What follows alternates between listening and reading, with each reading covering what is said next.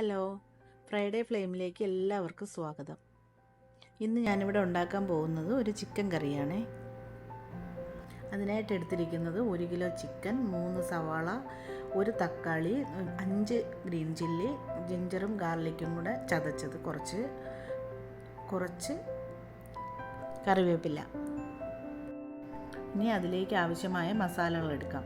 1/2 teaspoon മഞ്ഞൾപ്പൊടി, 2 teaspoon മുളക് പൊടി, ഞാൻ പിരിയമുളക് പൊടിയാണ് എടുത്തിരിക്കുന്നത്, 1 ടീസ്പൂൺ ഗരം മസാല, ഉപ്പ് ആവശ്യത്തിന്, 1.5 ടീസ്പൂൺ മല്ലിപ്പൊടി, 2 ടീസ്പൂൺ ചിക്കൻ മസാല. പിന്നെ ഞാൻ എടുക്കുന്നത് തേങ്ങാപ്പാലാണ്. അത് ഏതെങ്കിലും കോക്കനട്ട് മിൽക്ക് പൗഡർ കയ്യിലുണ്ടെങ്കിൽ അത് മതി. 1/4 ഗ്ലാസ് കട്ടിപ്പാലായിട്ട് തന്നെ വേണം. ആദ്യം നമുക്ക് ചിക്കനിൽ കുറച്ച് മസാലകൾ ചേർത്ത് വെക്കാം. അതിന് വേണ്ടിയിട്ട് കുറച്ച് എടുത്തിരിക്കുന്ന മസാലകളിൽ നിന്ന് കുറച്ച് മഞ്ഞൾപ്പൊടി, കുറച്ച് മുളക് പൊടി, ഉപ്പ്, ഗരം മസാല കുറച്ച്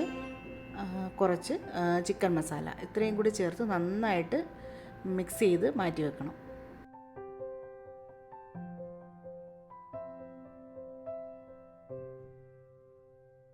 ഇനി നമുക്ക് പാൻ അടുപ്പിൽ വെച്ചിട്ട് അതിലേക്ക് ആവശ്യമായ എണ്ണ ഒഴിക്കുക.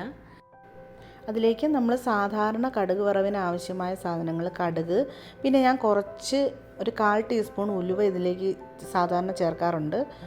പിന്നെ കുറച്ച് 2-3 വറ്റൽമുളക്, കറിവേപ്പില എന്നിവ ചേർത്ത് കടുക് വറവ് സാധാരണ ചെയ്യുന്ന വറവ് ചെയ്യുക. അതിൽ നമ്മൾ അരിഞ്ഞു വെച്ചിരിക്കുന്ന സവാള ഇട്ട് കൊടുക്കുക. നന്നായിട്ട് ഒന്ന് വഴണ്ട് വരുമ്പോഴേക്കും ബാക്കിയുള്ള സാധനങ്ങൾ ചേർത്താൽ മതി. അതിലേക്ക് കുറച്ച് ഉപ്പിട്ട് കൊടുക്കുക. ഇനി നന്നായിട്ടൊന്ന് വഴറ്റിയെടുക്കുക. നന്നായിട്ട് വഴണ്ട് വരുമ്പോൾ അതിലേക്ക് നമുക്ക് ചതച്ച് വെച്ചിരിക്കുന്ന ജിഞ്ചറും ഗാർലിക്കും കൂടി ഇട്ട് കൊടുക്കാം. പിന്നെ പച്ചമുളകും കൂടെ ആഡ് ചെയ്യാം. എന്നിട്ട് നന്നായിട്ടൊന്ന് ഇളക്കി അത് ഒന്ന് വാടി വരണം. ഇനി കുറച്ച് കറിവേപ്പിലയും കൂടെ ഇട്ട് നന്നായിട്ട് വഴറ്റിയെടുക്കണം. ഇഞ്ചിയും വെളുത്തുള്ളിയൊക്കെ ഒന്ന് വാടിയാൽ മതി. ഇനി അതിലേക്ക് ബാക്കി വെച്ചിട്ടുള്ള മസാലപ്പൊടികൾ ഓരോന്നായിട്ട് നമുക്ക് ചേർത്ത് കൊടുക്കാം. മല്ലിപ്പൊടി, മഞ്ഞൾപ്പൊടി, മുളക് പൊടി, മസാലപ്പൊടി, ചിക്കൻ മസാല ഞാൻ പിന്നെയാണ് ആഡ് ചെയ്യുന്നത്.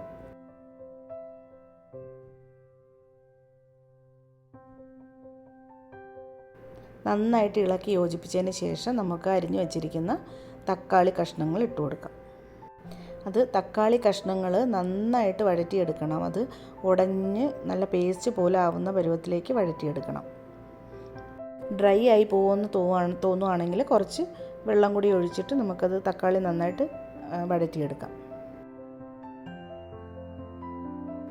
ഈ ഒരു പരുവമൊക്കെ ആയി വരുമ്പോൾ നമുക്ക് നമ്മുടെ ചിക്കൻ്റെ കഷ്ണങ്ങൾ ഇതിലേക്ക് ചേർത്ത് കൊടുക്കാം.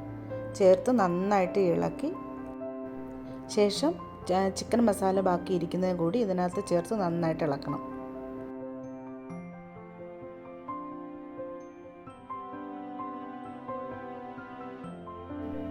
ഇനി അടച്ച് വെച്ച് ചെറിയ തീയിലേക്ക് മാറ്റണം കേട്ടോ. ഒരു മീഡിയം ഫ്ലെയിമിലേക്ക് മാറ്റിയിട്ട് അടച്ച് വെച്ച് ഒരു 10 മിനിറ്റ് വേവിക്കണം. ചിക്കനൊക്കെ വെന്ത് നല്ല പാകമായി വരുമ്പോഴത്തേക്കും അതിലേക്ക് നമ്മൾ എടുത്ത് വെച്ചിരിക്കുന്ന തേങ്ങാപ്പാൽ ഒഴിച്ചു കൊടുക്കുക. അതിനുശേഷം അത് നന്നായിട്ട് ഇളക്കി അടച്ച് വെച്ച് വീണ്ടും ഒരു 5 മിനിറ്റ് ആകുമ്പോഴേക്കും നമ്മളെ കറി റെഡിയാവും. ഇനി നമുക്ക് സെർവ് ചെയ്യാം.